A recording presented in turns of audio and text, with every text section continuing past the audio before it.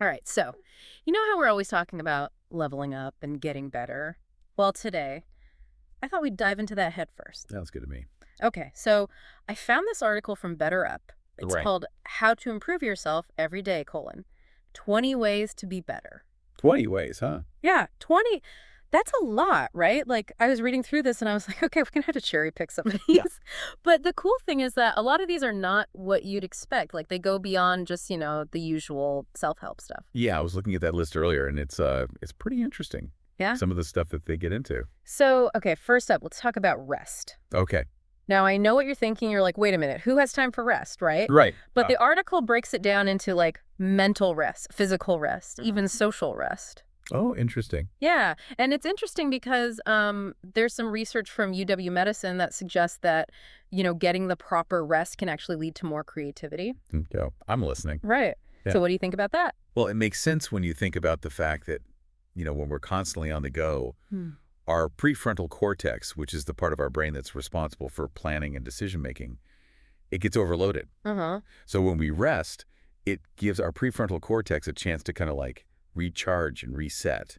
And that allows, those creative juices to flow more freely. Oh, that makes so much sense. Yeah, It's like, when I get stuck on a problem sometimes, the best thing I can do is like step away from it and just let my subconscious sort of mull it over in the background. absolutely. You're Yeah. giving your brain the space it needs to make those unexpected connections. Yeah.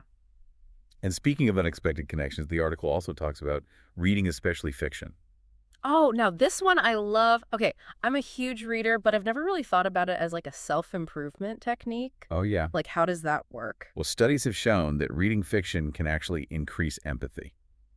Really? Yeah. What? Because when you step into a character's shoes, and experience the world from their perspective, you're essentially training your brain to understand and connect with other people's emotions. So it's like a workout for our empathy muscles. Exactly. Okay, I like that. Yeah, And I can see how that would be so beneficial in all aspects of life, like not just personal relationships, but professional collaborations as well. absolutely.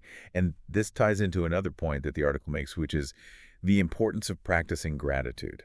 Okay, yeah, I've heard about gratitude journals and all that, but does it really make a difference? There's a study that was published in the Journal of Happiness Studies, and they found that practicing gratitude for just 15 minutes a day, 5 days a week for 6 weeks, can lead to significant improvements in well-being. Okay. I'm not just talking about like feeling a bit happier. They measured things like increased optimism, better sleep, even reduced inflammation. Wow. So like tangible results. Tangible results. Yeah, it's pretty impressive for something so simple. What's going on in our brains when we practice gratitude? Well, it seems to shift our focus from what we lack to what we have. Okay. So instead of dwelling on the negative, we start noticing and appreciating the good things in our lives, big and small. Mhm. And this rewires our brains over time, making us more resilient and better able to handle stress. Okay, so we've covered rest, reading, gratitude. What other surprising self-improvement gems did this article unearth? Well, one that might surprise you is the idea of learning a new language. Oh, I've always wanted to learn another language, but I always tell myself it's too late. It's never too late. Yeah, does it really have that much of an impact? I mean, beyond, being able to order a croissant in Paris or something? Right. Well, it's not just about communication. Learning a new language actually changes how we think. Oh, wow. It challenges our brains to work in new ways, improving our cognitive flexibility and problem-solving skills. Huh. Studies have shown that bilingual individuals tend to have better attention spans, stronger multitasking abilities, and even a delayed onset of cognitive decline. Right? Yeah. It's like a mental workout with Yeah. some pretty serious long-term benefits. Yeah. And speaking of workouts, the article also emphasizes the importance of identifying activities that drain you versus those that energize you. Okay.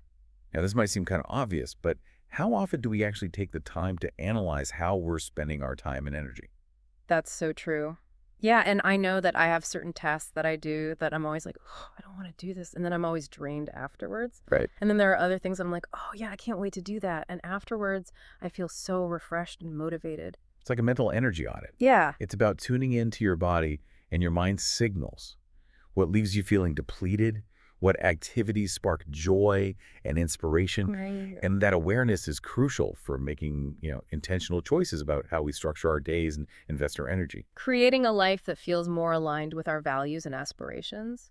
Speaking of guidance, the article mentions the benefits of working with a coach, which is something that BetterUp specializes in. Yeah, having a coach can be incredibly valuable, especially when it comes to personal growth. Hmm. They act as a guide and accountability partner, helping you set clear goals, identify your strengths and weaknesses, and overcome any obstacles that might be holding you back. It's like having someone in your corner who can offer objective feedback and support and kind of help you stay motivated and on track. Exactly. But even with the best coach in the world, the article stresses the importance of doing the inner work. What exactly does that mean? So inner work refers to the process of self-reflection and exploration. Okay. It's about getting to know yourself on a deeper level. Your values, your Yeah. beliefs, your motivations, your fears, your aspirations. This is where practices like journaling and meditation come in. They allow you to connect with your inner landscape and get a deeper understanding of who you are and what you truly want. It's like taking the time to really listen to that inner voice, Yeah. and get to the heart of what matters most.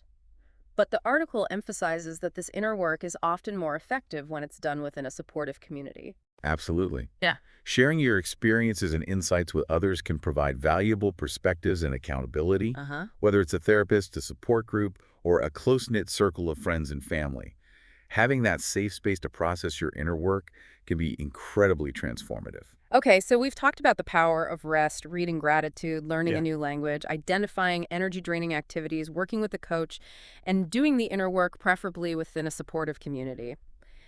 That's a lot to unpack. It is. It is. There's so much more to explore. There is. One thing I thought was really interesting is how the article talks about the benefits of spending more time outdoors. Oh, yeah. Like, I know for me, when I go for a walk in the park or something, I always feel so much more relaxed afterwards.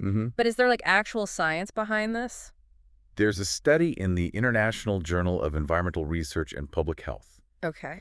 and they found that spending just 15 minutes in a forest can significantly reduce cortisol levels. Cortisol levels. Yeah, which is your stress hormone. Oh. They also found that being in nature can decrease anxiety fatigue, even anger. So it's not just in my head. No, it's not just in your head. Hmm. Nature really does have a calming effect. Yeah. Okay, that's good to know. What about for those of us who live in cities, though, Right. surrounded by concrete and traffic? Well, the article suggests bringing elements of nature indoors. Oh, okay. Things like houseplants, having natural light, even just playing nature sounds can have a positive impact. Interesting. It's about creating a space that feels more connected to the natural world, even if you can't physically be in it. I like that. Little things can make a big difference. Okay, so the next one on the list is become a volunteer. Okay. Now, I've always thought about volunteering, but I've never really made the time for it. How does this fit into self-improvement? Volunteering is a powerful way to shift our focus outwards, away from our own concerns and towards the needs of others. And this act of service can actually increase empathy and boost self-esteem. It's about recognizing our interconnectedness and contributing to something larger than ourselves. It's like that saying, the best way to find yourself is to lose yourself in the service of others. Exactly. Yeah, and plus it's a great way to meet new people and learn new skills. Speaking of connection, the article also talks about nurturing your relationships. Yes, strong, healthy relationships are crucial for well-being. Yeah. They provide support, a sense of belonging and purpose, Yeah. but they do require effort. Yeah, for sure. It's about being present, communicating effectively, and showing appreciation for the people in our lives. It's about investing in those connections that bring us joy and make life richer. But let's be real, sometimes relationships can be challenging. Right. We all have those friends or family members who can be a little draining. Mm-hmm. What does the article say about that? It emphasizes the importance of setting healthy boundaries. Boundaries. Yeah. It's about learning to say no when necessary to protect our time and energy. Oh, that's a hard one. It is. It is. But it allows us to show up more fully for ourselves and the people we care about. Right. It's about finding that balance between giving to others and honoring our own needs. And, it all comes back to that inner work we were talking about earlier. Exactly. The more we understand ourselves, our values, our limits, the better equipped we are to build healthy relationships. Self-awareness is key. It allows us to approach our relationships with more clarity and compassion, both for ourselves and for others. Okay, so we've talked about the benefits of nature volunteering, nurturing our relationships. Now, I want to circle back to something we touched on earlier, the idea of practicing these techniques collectively. Okay. The article focuses on individual self-improvement, but what if we all embrace these principles as a society? That's a fascinating question. What would that look like? Yeah. Imagine a world where everyone prioritized rest and connection, Hmm. where we all actively sought to contribute to our communities. That's a really compelling vision. It is. We could see huge reductions in stress and burnout, stronger communities, a greater sense of belonging. It all starts with each of us taking those small, consistent steps towards self-improvement. Yeah, and that's what's so encouraging about all of this. These techniques are accessible to everyone. Hmm. It's not about grand gestures or radical transformation.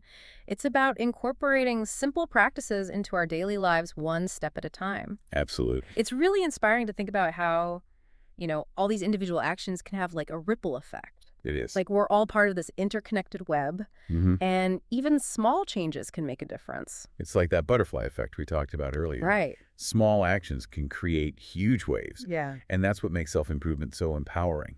Yeah. It's not just about bettering ourselves. It's about contributing to a more positive and fulfilling world for everyone. Okay, so as we wrap up this deep dive into BetterUp's 20 ways to be better, Yeah.